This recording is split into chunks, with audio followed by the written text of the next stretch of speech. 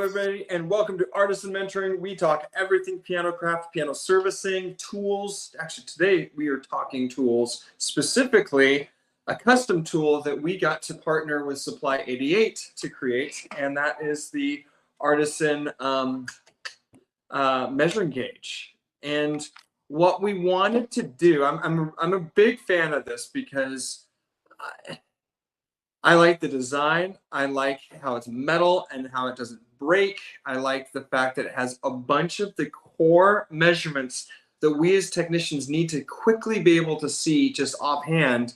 And it's just right at your fingertips. Plus, Mark in his brilliance created this little nifty case, which is really nice because I feel like the plastic versions have broken over the years and they seem to kind of get lost when they're just kind of floating around, but this plastic case is pretty slick. So I'm a big fan of this tool. And Mark was just so fun in designing it with us together, and it's done, I guess, pretty well. So the nice thing about this is this is a great kind of quick and dirty, figure out where your regulation is. I think that Robert, I wish Robert was here. We can kind of talk about what's going on with his piano, because I'd like to kind of, he's having some jack resetting issues. And so I'd be curious to see where it's lining up. But I'm going to kind of show you how I quickly use this tool out in the field for some of the key measurements. And a lot of times people think that you're setting every single one of these to the spec. And the reality is, I use it more as a kind of a quick check everything out, see where it's at. And that allows me to suggest work, do some of the work, but it's meant to be something that you can utilize within seconds, figure out where you're at. And so I'm trying to figure out where I want to start with this. Let's start with the obvious. There's the obvious three that this does. And the first one that people see and that they know of is the let off. And so that is, I went ahead and removed the hammer, or excuse me, the dampers, just so that people can see. But the reality is, it's very simple. You would drape this down in between the dampers and then pull it up. And so very simple to use, and you can just simply go through, get right up to let off, and see if we're close. So as you can see with this one right here, we're too far away. So it's just as simple as adjusting this capstan right here, that let off capstan or that let off dowel, and adjusting it right there. And that's it. To be honest, this is probably the portion of the gauge I use the least. When I'm regulating, I know what 1/8 of an inch looks like, and that's kind of what I usually try to go to. And I know there might be some haters out there that like, well, you need to have 1/16 of an inch in a grand. I'm like, yeah, that's fine. Okay. At least this, again, gets me an idea of where we're at, and I can quickly see, okay, overall, I'm looking at this, and we need to go ahead and move all of the let off buttons upwards because they're letting off way too early. Questions about this? I'm curious, as you've been using it, is this a portion of the gauge that you use very often?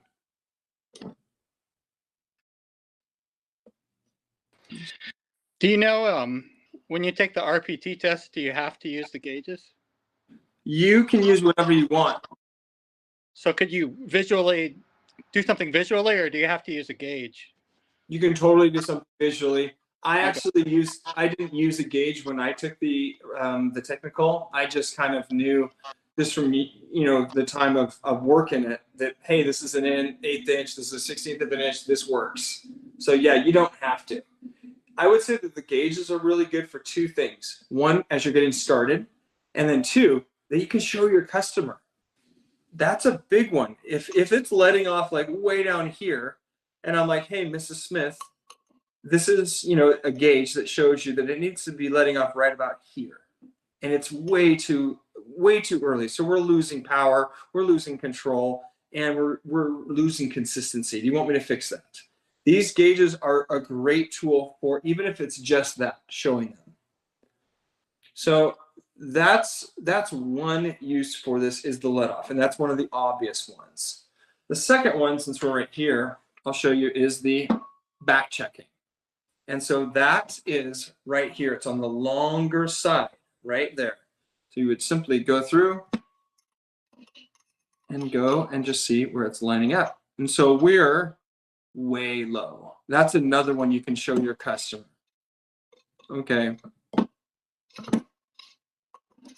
And so what we do is we just simply go ahead and move that back check. Again, the customers, when they see what it's supposed to be, then that makes all the difference, because a lot of times it's just like, okay, I'm trying to visualize what you're telling me. And again, most people have no idea what is going on inside their piano. And so for you to come in and be like, hey, I'm going to adjust the back checking. And they're like, what the heck is that?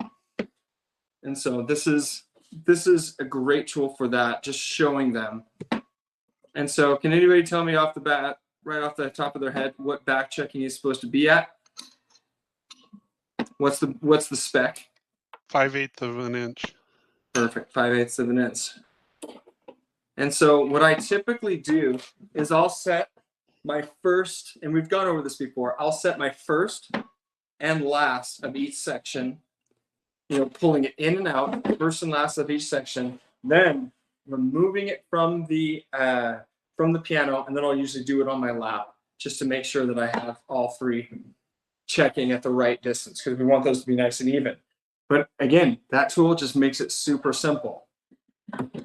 The last one of the top three is your blow distance. And I would say that this is the one that I use the most. I'm honest. This is the one that I absolutely use the most. It's the most, I definitely use it to show the customers, saying, hey, your hammers, and this is pretty much exactly what I see in customers' houses. It's usually about 1/4 inch too low. So I'm able to say, hey, Mrs. Smith, what's happening is the parts are not calibrated properly. I need to go ahead and move all these hammers up to be within the factory spec. And so as simple as just going through and raising those capstans. Again, yeah, you don't have to use all 9 of these measurements, you know, every time, but these top 3, which would be the let off, the back checking, and the blow distance, are ones that I use very, you know, pretty regularly, more than the other 6 measurements that they're available. So again, what is my blow distance supposed to be?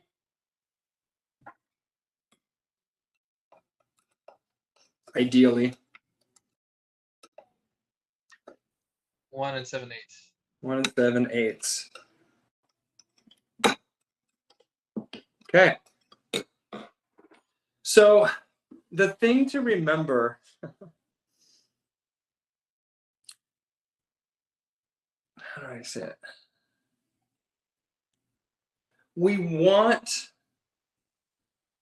It's easy to get stuck on specific measurements, and we want to be more fluid. And so, yes, these are kind of benchmarks that we want to shoot for. We want to shoot for a 1 7/8 blow distance. We want to shoot for a 10 millimeter key dip.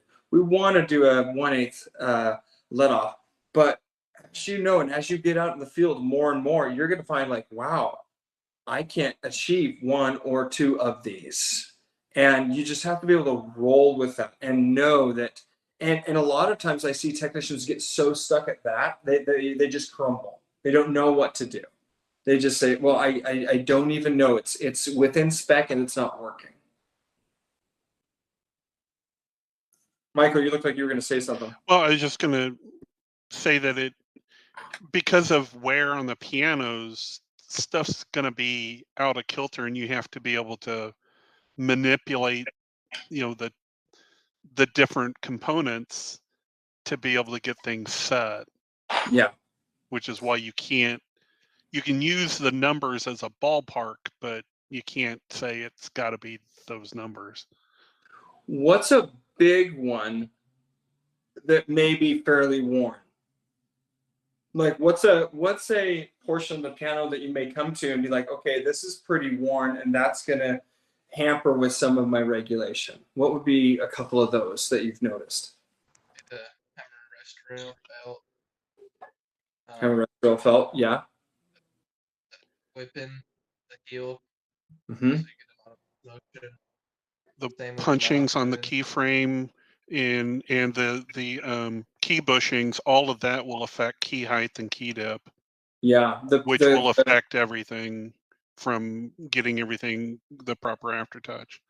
yeah, so that's a big one you just hit on, actually, Michael, and that is the key level itself and key dip itself being altered just through use and age. And as you all know, doing a key dip is one of the most time-consuming things. You know, key dip and key level are two of the most time-consuming adjustments that you can make. Yet they're part of the three. They're part of the top, the three things that you need to do to adjust aftertouch. So a lot of times you're going to be at a customer's piano and you're like, okay, I'm not going to redo the key level and dip on this piano. I do not have 2 hours to do that. So that means that you're having to overcompensate in the dip and the let off and in the hammer blow distance. And so there has been times where I'm like, okay, I'm pushing because I can feel that all of these keys have lowered. I don't have a full 10 millimeter dip. I just don't. And I'm not going to be able to get that. So in this case, what I'm doing is I'm actually raising that hammer line up and making that that let off even deeper than, larger than 1/8, just to help compensate for that. And that's not the best case scenario, but that's going to be something you're going to have to really come to terms with, that your customers do not always, I would say most of the time, they're not going to spend that kind of money to have you fix all of that. So you have to figure out what you're going to do quickly to fix that issue.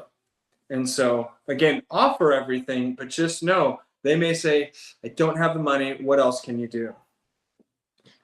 A quick way that you can tell where your keys are at, and this is a nice one right here, and this is the other measurement, is the measurement is from here to the top or here to the bottom. And so that is 60, I think I want to say 60 right there at the below the key, below that mark. And then 65. So I don't know. I might check. Are you able to confirm that, Michael? Yeah, you're correct. It's 60 millimeters to the low part of the bar, and then it's 65 to the top part of the bar.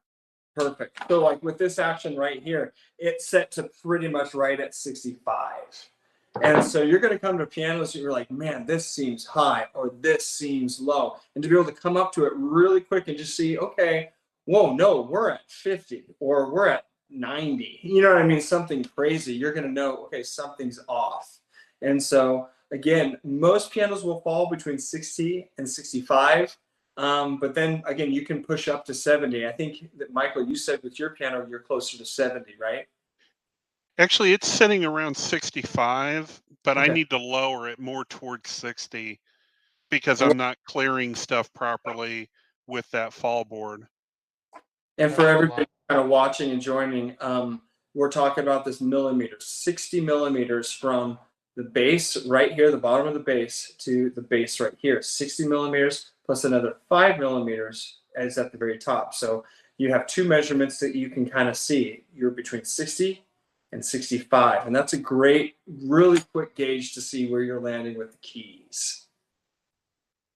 Yeah, because one good thing is I use that at the piano before pulling the action out to give a baseline. Well, where was it before? Because I was stripping out all of the punchings and putting in all new key bushings to give a frame of reference on where it was at.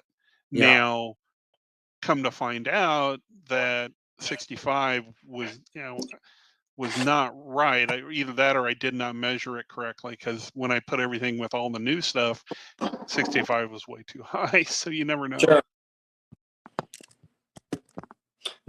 No. And that's the thing is it's I've had some where the pianos just are going to be way different than this. You know, if you're going to work on a chickering, which I know you're working on, Michael, right now, you may find something that's just bizarre, and that can happen.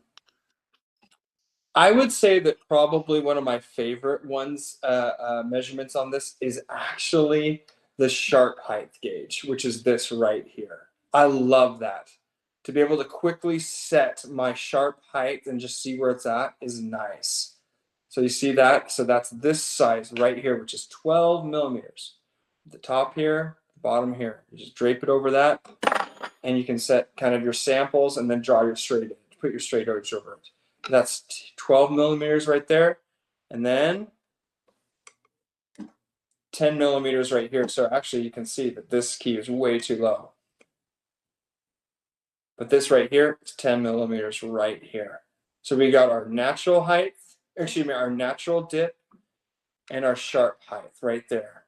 And the reality is, the way that we've designed this, it's thick enough that it's pretty close to that. It's pretty close to what you would want your dip in your sharp to be. As far as, you know, what we want to feel for is this distance that is protruding above the sharp, the naturals right there. It's pretty close there. So there we go. We have our sharp height. We have our natural dip right here. And we kind of have what's pretty close to our overall like height of the sharp right there. I love all of that. And a big one that we have as kind of the final crescendo is this, and that's this little insert or this little cutout. And this is a phenomenal thing. And it's just simply pushing it down in there and seeing if you can get aftertouch. And so that's usually the final step. So how would you use that? That last little measurement, that's one that we would kind of want to know. You would go ahead and make sure that you're let off, and let's just kind of, I'm going to use this key because this one is actually has a good key dip. I'm going to check this. My let off is good. My blow distance is good. Okay, now I'm actually going to check my natural dip. That's good. So in theory, my dip is good. My blow distance is good. My let off is good. So in theory, this should be able to go into the hole right here, into its home. So I'm just going to push that in there. And what I want to be able to do is slowly press down the key. Boom, perfect. I'm able to put a little bit of pressure and it achieves let off. That's how we do it. And I'm not, we want to put a little bit of pressure on it. I'm putting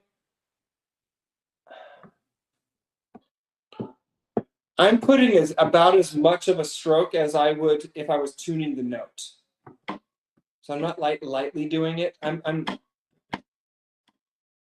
like a normal kind of standard blow that you would play the note, and I'm pressing down on that a little bit. And so that's how I know I'm within spec. I'm in with all three of those specs, and sure enough, we have aftertouch. So I don't know. This was, I think, a tool that really is something that you can take into your kit. You put it in your kit and be able to just have all these really quick and check it out. Again, the number one thing that I'm usually checking is my blow distance, because I really can't see that. And I like using this more than, say, like a little straight edge, because it has so many other features that I can quickly see. They're a little bit more expensive than a straight edge, but I think it's worth it. How many of you have one of these? I do. Nice. Yeah. Yeah, I used to have just a little yellow one, like the cheap one, and I literally just broke it the other day. It's so funny because I have it in our Portland shop. That's what I have in my Portland kit because I couldn't find this one. And this tab broke the other day. And I was just like, ah! So it just, you don't have to worry about that with the metal, which is nice. But yeah, that's really what it's designed to do, is to be a real kind of quick and dirty. Here's what you're seeing. here's what needs to be adjusted. And for 99 out of 100 customers, that it's as precise as we would ever need it to be, I would say. You know, once I'm going into, yeah, I really haven't had an issue with it. Really haven't had an issue. You will get into scenarios where you're like, okay, I'm going to customize this, and instead of being at a 5/8 back checking, I'm going to sneak it up to 1/2 inch because I want just that much more precision. I want that much more control and some dynamics and stuff like that. So there will be some times where you're going to have to go outside the parameters. But that's what we're talking about. This is jazz, man.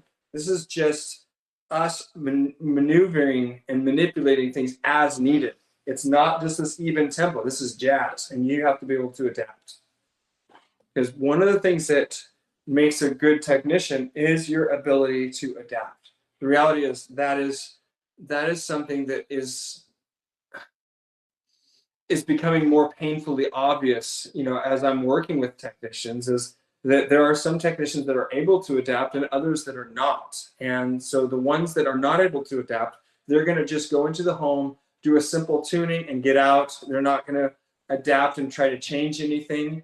And my dream for you all is to elevate yourselves and to be able to adapt and to be able to level your service off, level your service to a whole nother level. And a big part of that is just being willing to adapt.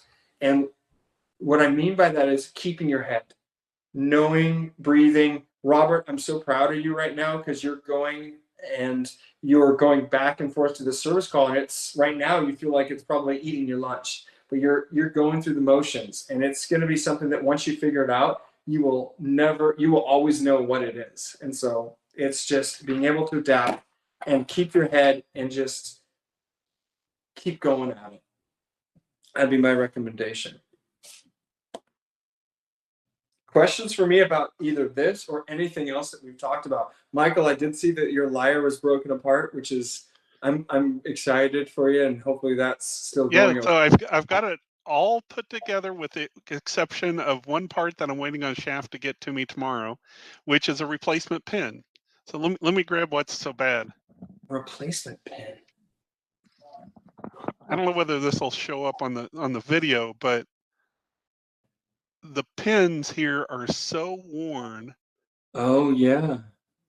that it I didn't- doesn't have any tension. It just goes really loose. So I need to replace this pin. So I have a new pin, and I actually have a tool, an extraction tool that's coming. So Okay. once I replace this pin, then I can reassemble everything. But I did a full refurbishment of the whole thing. So every single piece of felt in the thing I've replaced, with the exception of, I think, what they call the dowels that go in, that the pins are in. I think those are called pitmans. Yep. That's the only thing I didn't replace, is the felts in the pitmans. But they seem to be in decent condition. So if you're, Michael, you are 100% doing it the right way. I'm going to tell you how to do it the holy cow, I need to fix this way. Are you ready for it? Sure. So what you would do is, find some cement, go to the outside, go to a stair, and you're actually going to take a hammer and tap that pin out, and it'll be fairly loose and it'll come out. And what you're going to do is actually take the pin, and you want a metal hammer, right? And what you're going to be doing on the sidewalk or somewhere else, you're going to be slamming and smacking that pin to make it elongated, like you're okay. And you're going to do it in the center part. Does that make sense? You're doing it in the center part where it then can grip the core of that pedal. So that, again, the two sides of it are good, but the core of it, you've elongated in a way that now it's going to grab. And so I've had a lot of success doing that when a customer is saying, hey, is there anything you can do? That is a way that you can work with what you have if you need to. Again, that's more of a second scenario. You're doing it the right way, but I kind of wanted to give you, again, we're talking jazz. Here's the MacGyver technique. Yeah, the one interesting thing that I put in the feed that one of the set of felts that go up and around the front part of the pedal. Mhm. I couldn't buy anything off of Shaft or any of the other sites that had the same thickness of felt. Yeah. So the thickness of felt was like 0.1 of an inch, so 1/10 of an inch. But I had some green felt, but it was too wide. It was like 1.5 or Yeah. 0.15. So it was way too wide. The pedal was too snug. Yeah. So I went to Joann's Fabrics and actually found some felt and spent 50 cents on an eighth of a yard of fabric and cut the pieces and actually got it fitted in there, glued it in. It's not exact same felt. It's more fabric felt, not what we would have as a denser felt that we use on pianos, but it's functional, and it's still a maroon color, so it's a very similar color, and it works. To your point, you can't get the perfect thing, so I got the next best thing. And nobody ever will know the difference. No one will know it but me. Yep. And you'll probably forget and about you it. guys. It's like, but it turned out really good. I was really happy with it. Oh, Robert's on. Oh, Robert, this next portion of this segment is dedicated to you, and I have you here, and we're gonna figure this out together, okay? That's good, because I'm just swapping out bad parts for good on the ends. Okay, so let's talk about it. One of the things, and one of the things that I'm wondering, because what I was looking at is some of the pictures of what you were showing me, okay? And one of the things that I did notice is that in one of the pictures, that jack was tripped out in such a way that it was like, it just looked really odd. And so I tried to replicate that. And the only way I was able to replicate that was when I removed nearly all of the tension on this repetition lever spring, and then it just made it so it doesn't repeat like that. That's it. Okay, so what I believe it is in your case is, and before I go on, I did notice that one of the pictures, it seemed like this was up high. Yes. Now, the one hammer that was up high, you were right. It was a little rock that had got stuck in there. But this is A0. Okay. And I'm thinking maybe it's a whipping. Michael thought it might be a whipping issue, because I had to adjust the whipping down. I mean, the capstan down, because the repetition lever was higher than the neighbors. But no, it gets stuck on the way down on that knuckle. The jack will push up, but then it's stuck here on the knuckle, and so it won't go down again. So I thought maybe it's too far back. And then when it gets stuck like that, you got to pull the action out, release the jack, and so that's what they're having trouble with. Just so I'm doing it. I just want to make sure that I'm making it do the same thing. So here we go. So I'm going to pull these out of the way. We're only looking at this guy right here. So here we go. That's it. That's what it's doing. Okay. So what you're going to do, and so then you're saying that when you pull it out, you have to go like this. Boop. Yep. Okay. So what you're going to do is, using your heart spring tool, you're going to get in there and lift up this spring. It's the hammer repetition lever spring. Okay. And then you want it to have some spiciness to it. Not too much, just enough spice. So here we go. And what we're looking for is roughly this. No, a little bit more. So you're creating more spring tension. You're making the spring work more. Yeah, correct. Exactly. And see, I've done that. It has a little cloth hoop that it goes in on both of these springs. So I take it out of the little hoop, and man, I've cranked that thing down.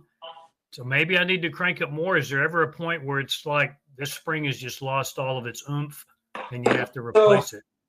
What I notice that a lot of people do is they will elongate or straighten out the spring accidentally. And so, for instance, and that's not what we want to do. That is an adverse effect. So if I were to bend this spring, Yeah, I've been it like this almost to where, you know, it was kind of like this and I really scrunched it. so like this is a no-no. I'm just gonna make it flat. What we Okay. want is not it to be straight, and that's what I'm wondering if it's happening. You want this to have some curve to it. That's where you're gonna get that elasticity. That's where you're gonna get some of that oomph. Boom. That, and now look at it. Boom. Everything is working in just one fell swoop right Okay. there.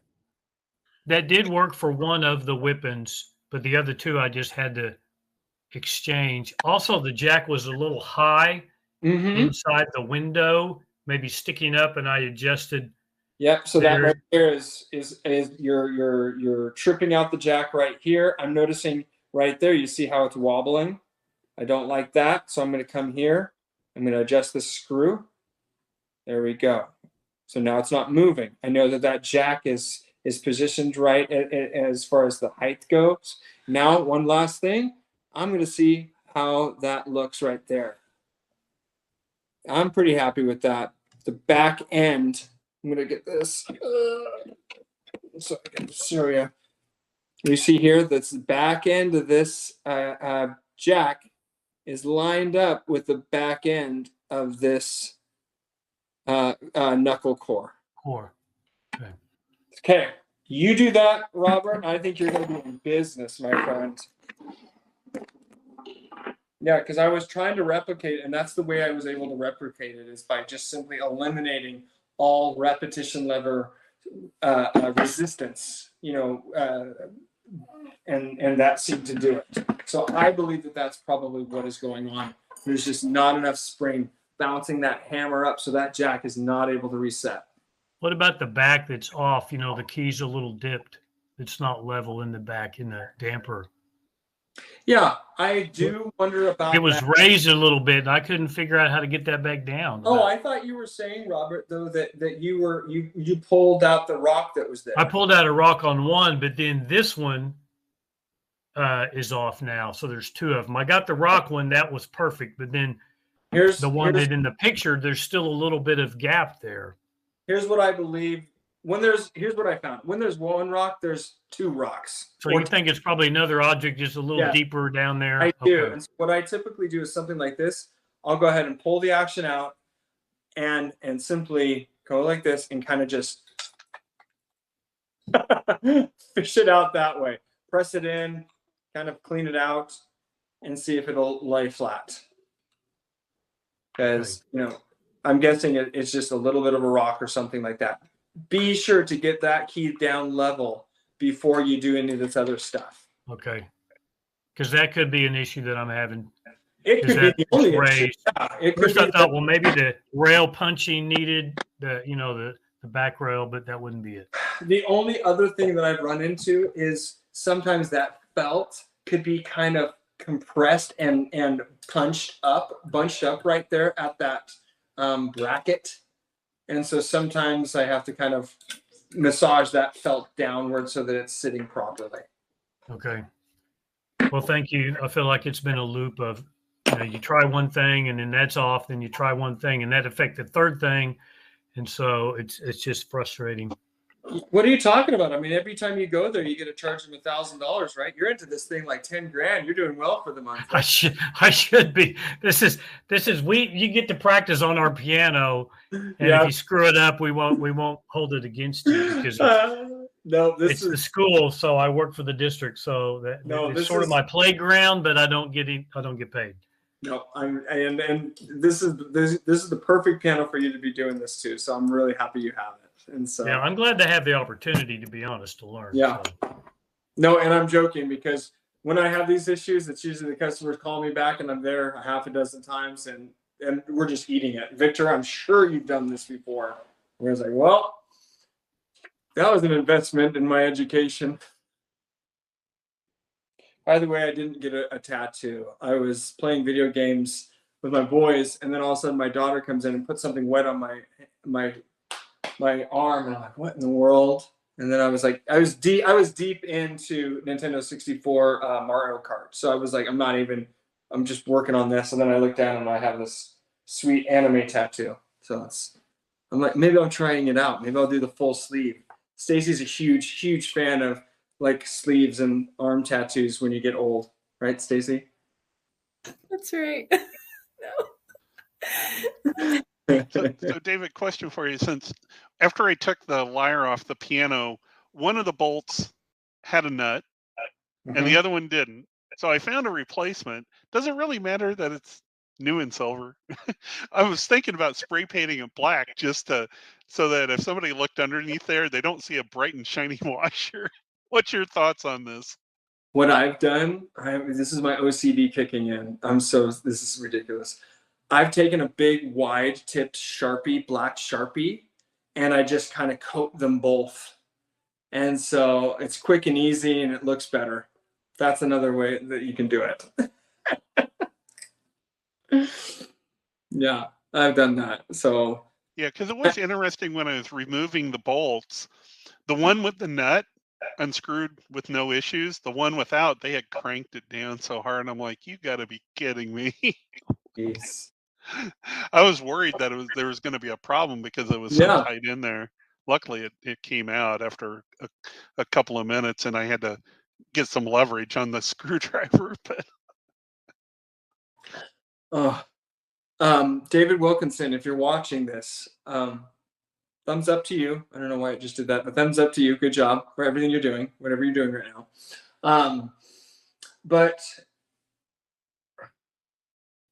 that job to replace the elbows and the spinets for me is like a 6-hour job. It's a good 6-hour job. Plus, I think it's like $100 for the parts and supplies. I could be wrong, but usually we get the clear. That is what I've gotten in the past, is those kind of clear plastic elbows. And what you do is you actually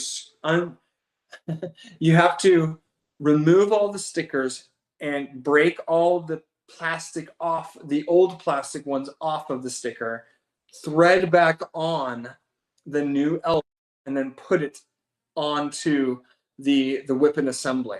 And so it's a pretty big job. So I believe that you were going to be going and doing that today. So hopefully we can hear how it went. But just know that that's the expectation is, yes, you'd have to order parts and then spend the majority of a day redoing that for your customer. So you can just breathe easy knowing that, hey, it's not realistic for you to be able to just go and fix this. I would not think of anybody being able to do that. So I had an issue today with a Steinway that was restored. We're talking things that kind of stumped us. It took me about a half an hour to figure this one out, and I could not figure it out. So it was a Steinway upright, fully restored with all new parts. It was gorgeous. And at the end of the keystroke, once the hammer hit the string, there was this click on a handful of them. And it was a really apparent click. It was easy to do. And so what I did is I isolated it. I'm like, okay, is it in the key? No. Is it in the whipping? No. Is it in the damper? No. For whatever reason, every time this hammer went to hit the string, it would make a click. So obviously I go through and I'm like, is the hammerhead is the shank loose? Is there something? No, nothing is loose. And I was this close to giving up. And then I looked really close, and there were hammer return springs, which I had already checked, and that was fine. But the hammer return springs at the top of them had this extra wire that was looped and kind of pulled into the wood of that hammer spring rail. You know, they kind of do that. You have this spring that's elongated, and the backside of it is kind of threaded through the wood, and that portion of the spring had become all dislodged, a handful of them. So that little portion of the spring was poking out, you know, horizontally and touching that hammer shank in about a dozen of them. And so it sounded like he had some other people that they couldn't figure it out either. But you figured it out. I was this close to not. So it was a fluke. It was a God thing for sure. It's not me. And so I'm going to come back out later this week and take care of that by just getting some flush cut, you know, and nippers and kind of. So you just trim them down is what you do. Just going to trim them down. Yep. But that was a weird one that I wanted to share with you all, because I'm like, I never run across that. It was kind of a fluke, and I was like, I'm going crazy. There's nothing else for me to check. But this. And you said that it was only a handful of the keys that were doing that. Mm-hmm. Yeah, Yeah. right in the center. So it was Where really it's bad. played the most. Of Yeah. course. Yeah, and so when I called him, because he hadn't even mentioned it when I was there to tune, and so I'm like, hey, I don't know if you noticed that this has some clicks, and he just kind of like visually was like, I could see just from his face, like they have been the bane of his existence. So he was just like, and so then I'm like, yeah, I might be able to come out here, maybe $300-400, have me come out and do this. He's like, when can we get it scheduled? I'm like, oh, okay, let's get this going.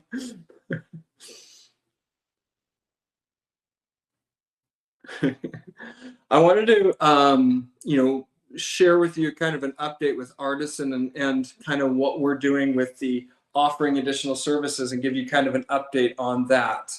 Because I'm sure there's kind of like, hey, I know you guys were doing this whole new program and stuff like that, and I'd like to give you that. So if there's any other technical questions, if anybody has them, now's the time to do that. But if not, we're going to go ahead and hit the unrecord button, and then we can kind of give an update on this Artisan stuff. Any more final questions on the technical? All right.